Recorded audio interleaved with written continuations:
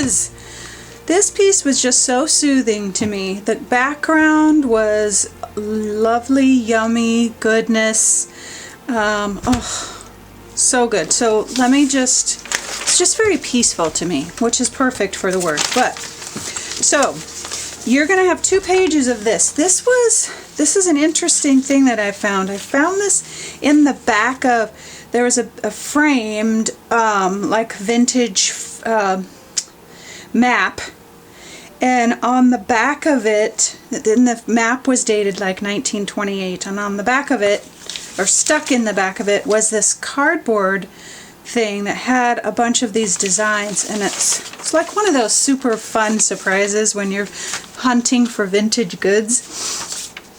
And then these are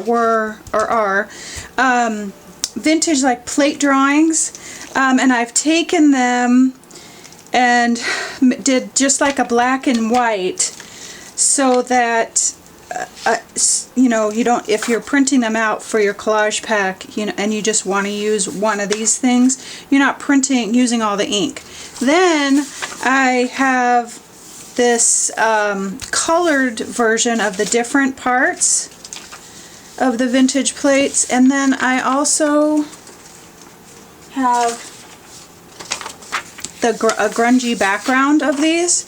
So I took the originals and kind of digitally changed them a little bit to give you some variety, because they're just so delightful.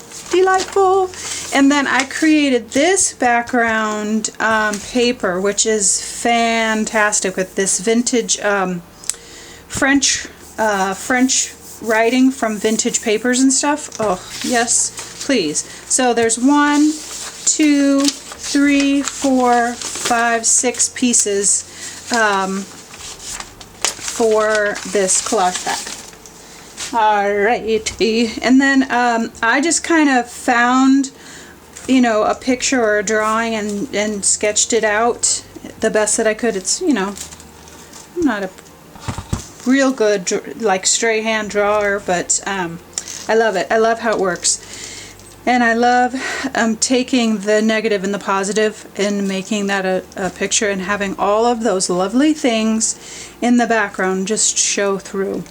I did add additional writing. I really wanted that writing to just kind of stand out, to really draw interest, because I knew even though I was blocking this out, the background, it was still going to show through, and I wanted to make sure that it showed through to gather some interest. And so I used my background words, and if you notice, I used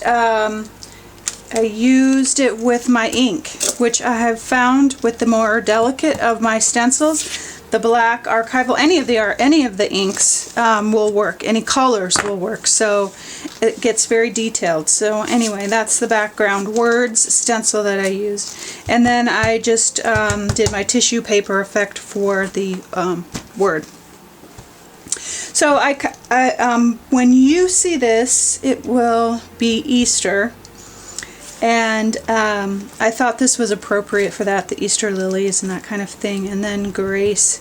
Easter is always a time of reflection for me. You know, I don't know if there are others that don't celebrate Easter, or it's, you know, if you're in a different country and you don't.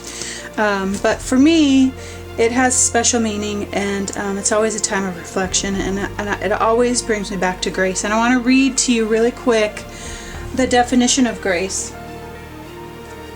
Well, there's a ton of them, but elegance or beauty of form, manner, motion, or action, which my mother would always say I'm not very graceful. And then favor or goodwill. And then what's really great about the word grace is the synonyms, the words that are the same, and they are forgiveness, charity, mercifulness, reprieve. That's one of my that to me just says so much. Reprieve. Let's see, what else is there? Kindness, love. So you get the idea. And along that lines of reprieve, I know for me, I need grace every day, from the ones that love me, from my Creator. I need grace every day because I am an imperfect human, and I need to give grace every day, which is hard. We're human beings, and somebody wrongs us or hurts us, or, you know, there's whatever it is that causes our heart to hurt, our soul to hurt. It's hard to offer grace. It's hard to offer that reprieve.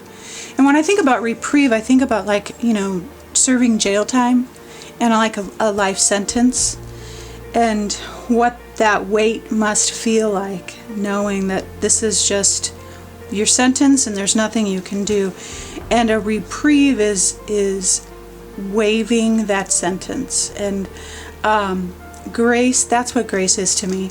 It is when my people in my world offer me grace. They're letting me off the hook. Not necessarily letting me off the hook, because it doesn't excuse bad behavior, but when my intentions are good and my words fail, or I, you know what I'm talking about, where we do things on a daily basis that, just because we're human, might hurt somebody or might cause a adverse reaction. And we need grace, and we need someone to offer forgiveness, and I need to do the same. You know, even if it's just something like someone, for instance, the cashier at the grocery store was having a bad day today, and she was rude, and she wasn't very nice. And I extended grace. I didn't respond back in the same manner. I just said, I hope your day gets better, and I hope that, you know, you have a better day. And she was surprised by that, because not too often does that happen where grace is extended. So I just know that I need it so much every day, and I'm so thankful for those in my world, my husband, who offers grace every day for my madness, my craziness. And I am given a reprieve. Thank goodness, right? All right, loves.